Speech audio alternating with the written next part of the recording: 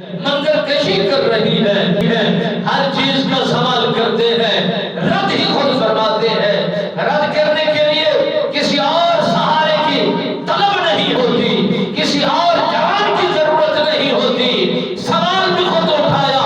جواب بھی خود عنایت فرمایا، اور سوال کر کے اسے رد کر کے دکھایا۔ حضرت ابراہیم علیہ السلام سرکار کے چچا آزم نے دیکھا بھتیجا جوان ہو چکا ہے، سمجھدار بھی ہے، دانشور بھی ہے، سمجھ بوجھ بھی رکھتا ہے، وہ بتوں کو بنایا کرتے تھے، اور پورے خطے کے اندر سب سے بناوٹ میں جس کا نام زیادہ تھا وہ آپ کے آزم چچا کا تھا۔ وہ بت جب بناتے زمانہ ظلم کرتا،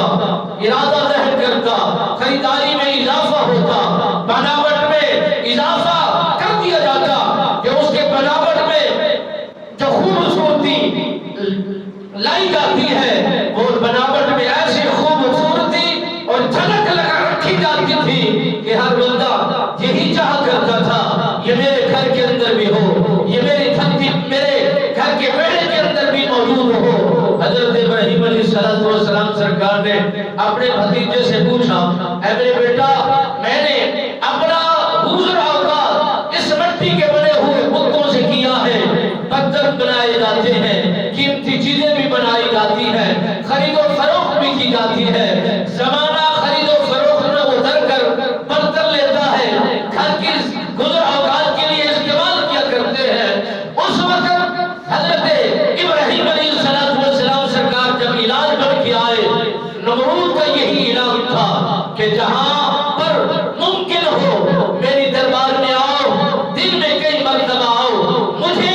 رب بھی مانو، خالق بھی مانو، رازق بھی مانو، عابد بھی مانو، میں تمہارا رازق، آپ عبادت گزار، مجھے تسلیم کیا جائے۔ اور حضرت ابراہیم علیہ السلام سرکار نے قدم جمایا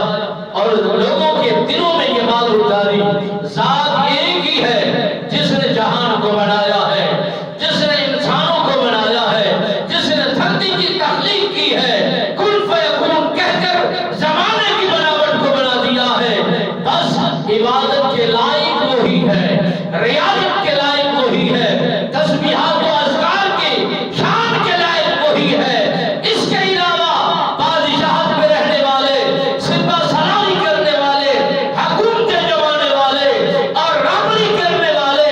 زمانے میں انسان ضرور ہو سکتے ہیں، جابر ضرور ہو سکتے ہیں، ظالم ضرور ہو سکتے ہیں، کبھی یہ خدا نہیں ہو سکتے، یہ مالک و خالق نہیں ہو سکتے۔ حضرت ابراہیم علیہ السلام سرکار نے سبھی چیزوں کو رد کیا، بتایا اے زمانہ کہ تم نے بس میرے خالق کی طرف متوجہ ہونا ہے، وہ مدد کرنے والا ہے، نصرت عطا کرنے والا ہے۔ امتحانات کا سلسلہ ضرور ہے، آزمائش کا سلسلہ ضرور ہے، اور امتحان دینا ہوگا۔ امتحان وہ ذات لے سکتی ہے، وہ بھوک کی وجہ سے بھی لے سکتی ہے، پیاس کی وجہ سے بھی امتحان لے سکتا ہے، مال کی وجہ سے بھی وہ امتحان لے سکتا ہے، وہ ہجرت کی وجہ سے بھی امتحان لینے پر وہ قادر ذات ہے، مگر صبر کے دامن کو پکڑنا ہوگا، استقامت کے ساتھ رہنا ہوگا، دین حقہ کو سمجھنا ہوگا، باطل کے سامنے آنکھوں میں آنکھیں ملا کر بات کرنے کا سلیقہ اپنانا ہوگا، اور باطل کے سامنے اپنے آپ کو سکہ بن کر کے کھڑا کرنا ہوگا۔ کچھ بھی نہیں بگاڑ سکتے، میں جب بھی آیا ہوں حق کی بات کو لایا ہوں، حق کے پیغام کو عام کرنے کے لیے آیا ہوں۔ حضرت ابراہیم علیہ السلام سرکار نے اپنے چچا کو دیکھا کہ وہ بتوں کی بناوٹ میں مصروف ہے، چہل پہل ہو رہی ہے،